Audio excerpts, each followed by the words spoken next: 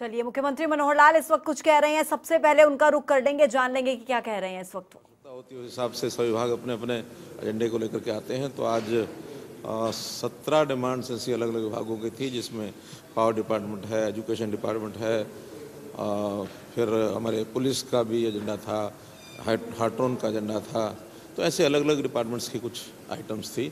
वो सब आइटम्स पूरी नेगोशिएशन के साथ मैं समझता हूँ बहुत अच्छे तरीके से नेगोशिएशन हुई और अधिकांश आइटम्स को पूरा कर दिया गया है।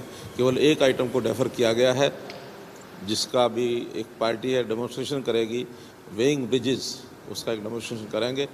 अगर ठीक लगेगा तो उसके बाद उसको चलाएंगे।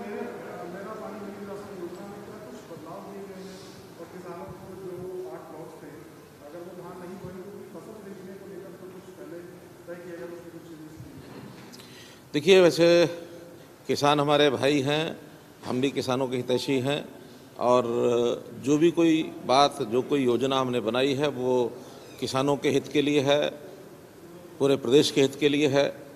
कि पानी का जो संकट गहराता जा रहा है, इस पानी के संकट को ध्यान में रखते हुए ये योजना आज ही बनाई, ऐसा नहीं है। पहले भी हर वर्ष इस बात की चर्चा चलती थी, पिछले वर्ष भी हमने योजना बनाई थी और उसमें हमने अपील की है कि जहाँ पानी बहुत गहरा चला गया है, 40 मीटर या इससे ज़्यादा गहराई हो गई है, वहाँ कृपया धान बोने से जितना परहेज़ कर सकते हैं। उसमें हमने ज़्यादा नहीं है, पहले मैं तो यही कहा था कि 50% अगर नहीं बोएंगे तो ठीक रहेगा।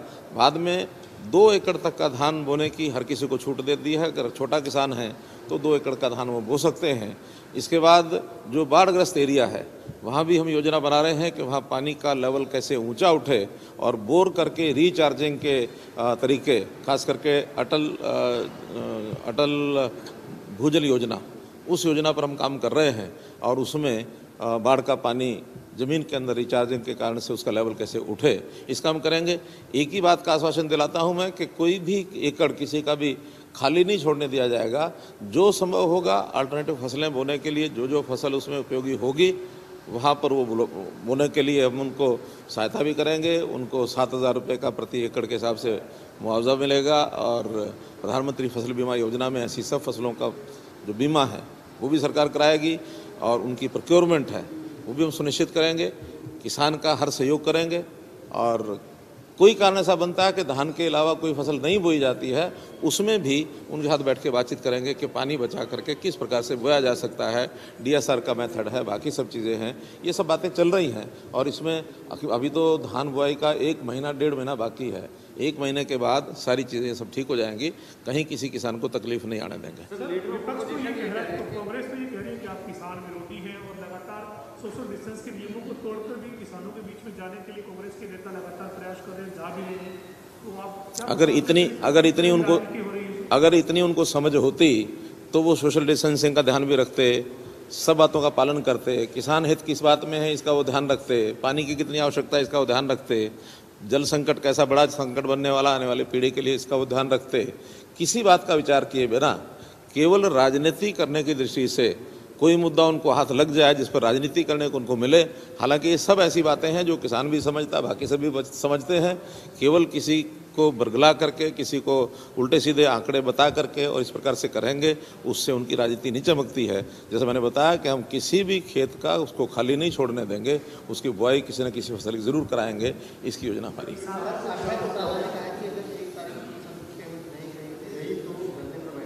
किसानों की पेमेंट चल रही है। किसानों की पेमेंट लास्ट आज उनकी जो भी बिक्री हुई है जितनी, वो सारी आज 28 तारीख है, तो हमने निर्देश दिया कि 28 तारीख तक सारी पेमेंट उनकी चली जाए। 1 आध दिन में सारी पेमेंट चली जाएगी। 3 दिन बाद आड़तियों को पेमेंट करनी होती है। 1 तारीख तक वैसे ही पेमेंट चली जाने वाली है। और मैं समझता हूँ ये लोग भी अपने जो टारगेट रखते हैं बहुत पहले से सोच समझ के रखते हैं कि जो काम होने ही वाला है उसी समय को, उसी टारगेट को रख करके अपनी बात को कह देते हैं और जब काम पूरा हो जाता है तो इनको लगता है कि हम इसका श्रेय ले लेंगे। सरकार अपने तरीके से अपने सारे काम करती है, कोई इनसे पूछ के करती नहीं, इनके दबाव में करती नहीं। हम अपने काम सारे अपने तरीके से करते हैं।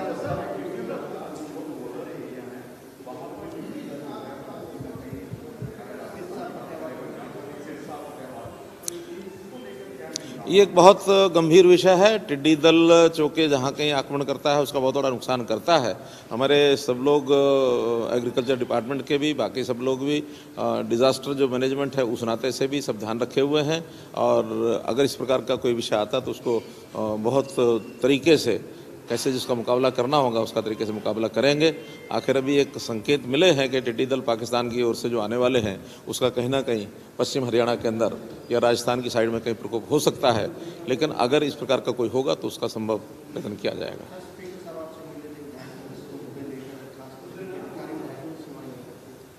नहीं, ऐसा कोई बात ज़्यादा बड़ा विषय नहीं होते हैं, सामान्य दैनंदिन चलने वाली बातें होती हैं। अब किसी का फ़ोन सुना है कि नहीं सुना है इसका बहुत बड़ा विषय होता नहीं है। फिर भी हमने निर्देश दिए हुए हैं कि किसी भी विधायक की बात की अनदेखी नहीं की जाए। विधायकों की बात सुनी भी जाती है, आगे भी सुनी जाएगी, फिर भी कोई दिक्कत आएगी तो उसको ध्यान करें।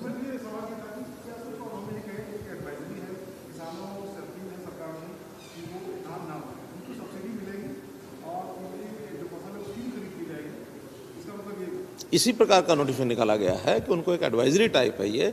हमने किसी प्रकार के कोई प्रतिबंध लगाया ऐसा नहीं है। हाँ, और इसमें हमने जो स्वैच्छिक कहें इसको अपील कहें, और मैं समझता हूँ हमारी अपील का एक असर भी है। अभी तक लगभग 60,000 एकड़ पर धान वो नहीं बोएंगे किसान, अलग अलग दिशा से जो अलग अलग किसानों ने जिस प्रकार का एप्लीकेशन दी है आगे अपनी दूसरी फसल बोने के लिए उन्होंने कहा है, ये बहुत बड़ी संख्या है और भी बड़ी संख्या आएगी।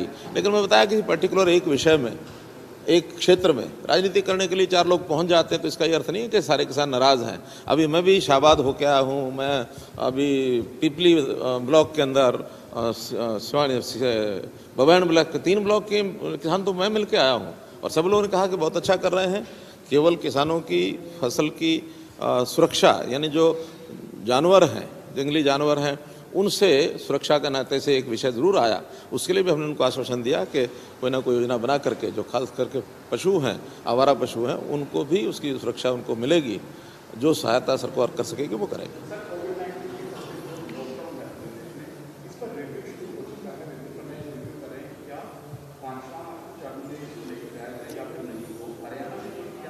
देखिए, ये जो एपिडेमिक कोरोना की जो बीमारी है, ये आगे इसका फैलाव कैसे रुके, ये आगे ना बढ़ सके, इसके लिए सब चिंतित हैं, सब बातचीत कर रहे हैं। वहीं पर सामान्य गतिविधियां, इकोनॉमिक एक्टिविटीज़ ये शुरू की जाए, इसके लिए भी सबकी चिंता है। तो इन दोनों को ध्यान में रखते हुए उचित प्रबंध सब किए जाएंगे। लॉकडाउन फोर्स जो है वो 31 तारीख तक समाप्त हो जाएगा। 31 तारीख के बाद कैसा होगा सब लोग चर्चा कर रहे हैं, और जो भी नए दिशा निर्देश मिलेंगे वो केंद्र सरकार की ओर से भी मिलेंगे। प्रदेश अपनी योजनाएं बनाएगी, जो होंगे आपके सामने आएंगे। बहुत बहुत धन्यवाद।